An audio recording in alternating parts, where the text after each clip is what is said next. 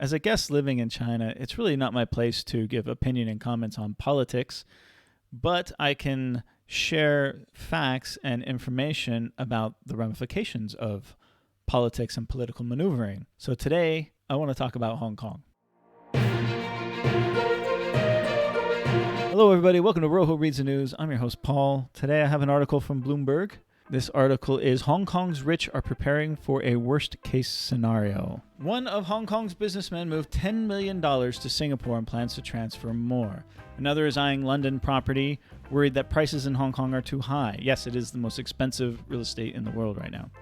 Well-to-do families across the city are opening offshore bank accounts and applying for alternative passports. While it doesn't add up to be an exodus just yet, Hong Kong's rich are increasingly hedging their bets as the financial hub suffers its worst economic and political crisis since at least 1997.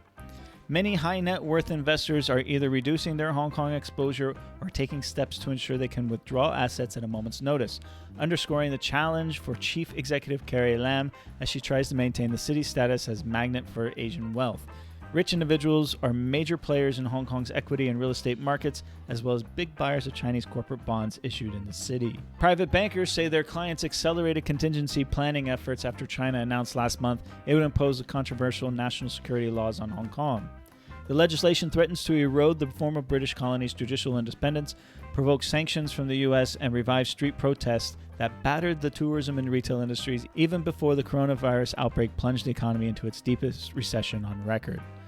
What we're basically seeing is a bit of a slow-moving train wreck, said Richard Harris, chief executive of Port Shelter Investment Management in Hong Kong. People who haven't moved their money out may be tempted to think, well, maybe I should be moving my money out. The process is likely to continue.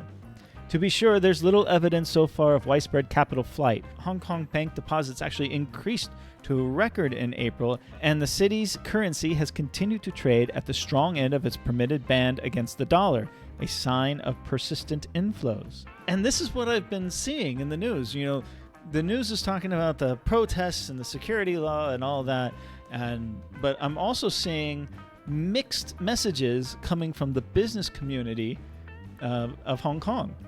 Some are moving, some are threatening to move, they're talking about moving, but at the same time, others are reinvesting. There's an old adage in business called constructive creationism, meaning that when there is destruction, there's an opportunity for creation.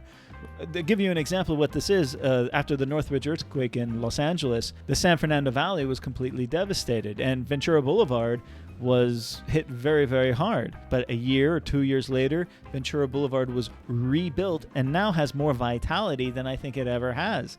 That is an example of destructive creationism, and smart business people understand what this is. Although they might be hedging their bets against some continued turmoil, where there is destruction, there's also an opportunity for creation.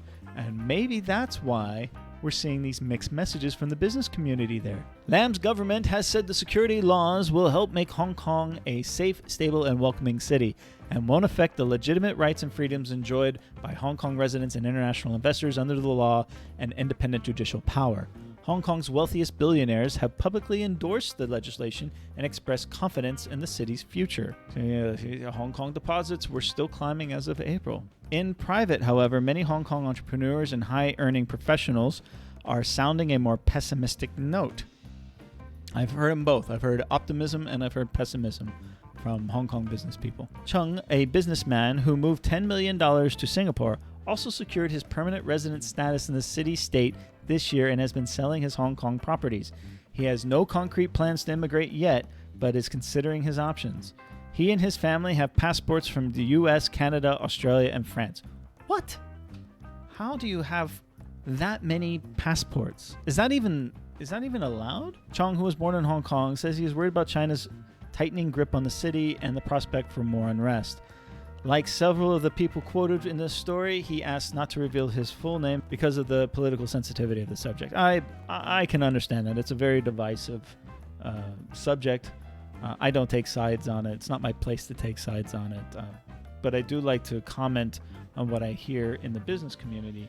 Sam, a senior investment banker in Hong Kong, has decided to leave the city. The 43-year-old is immigrating to Australia with his wife and two young boys in about 3 months. the second time he will have left Hong Kong during the period of political turmoil. Sam grew up in the city, but moved to Brisbane when he was 12 after his parents got spooked by China's crackdown and protesters in Beijing's Tiananmen Square in 1989. He came back to Hong Kong 20 years later for his career, but now sees no upside in staying. Things are looking bad and deteriorating, he said. We may as well pack our bags and move to Australia so the kids can have a better environment growing up. Margaret Chow, a Hong Kong-based immigration program director of Goldmax Immigration Consulting Company, said inquiries at her firm have jumped about 5-fold after news of the national security legislation. For now, most of her wealthy customers are more interested in setting up an escape route rather than leaving right away. They see this as a backup plan, Chow said. So, they're not leaving yet. Sounds like they're not as interested in the politics of it as much as they're interested in protecting their money and their wealth. Fine. Kerry Goh, Chief Executive Officer of multifamily office Kamet Capital in Singapore, said his clients have shifted from asking generic questions about moving out of Hong Kong to making detailed inquiries about everything from schools to visas and bank accounts. What's happening in Hong Kong has really sped up timing of 2047, Goh said, referring to the expiration date of China's 50-year pledge to preserve Hong Kong's autonomy after the handover from Britain. As Hong Kong's troubles shoot up, the benefits of Singapore have become more self-explanatory. Yeah, he's going to say that because he's from Singapore. And he's right. Singapore is a very attractive place because of very, very similar environments to that of Hong Kong. And they are very unique in the world. Here's a little interesting side note to this. Other more far-flung locales are also attracting increased interest from investors in Hong Kong. Puerto Rico's Standard International Bank, a so-called international financial entity that expanded its footprint in Asia last year, has seen its deposits more than triple since December of 2019. That's according to General Manager Maria Diaz. Turbulence in Hong Kong has changed the landscape, she said. Dennis, a 34-year-old executive at a Hong Kong-based consulting firm founded by his parents, said his family and many of their friends have started moving cash out of the city. He's looking to buy more properties in the UK, where he spent almost a decade attending boarding school and university. He says, I could buy a much bigger flat in London, so why not? I'm just trying to protect my money against any uncertainty. Another thing to think about this is the upcoming Hainan free trade port.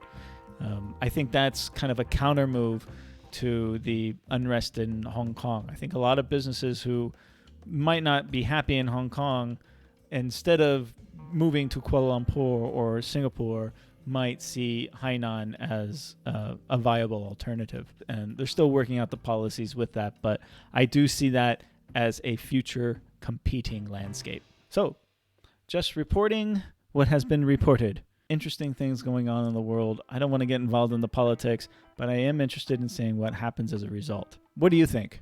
Comment below. Let me know.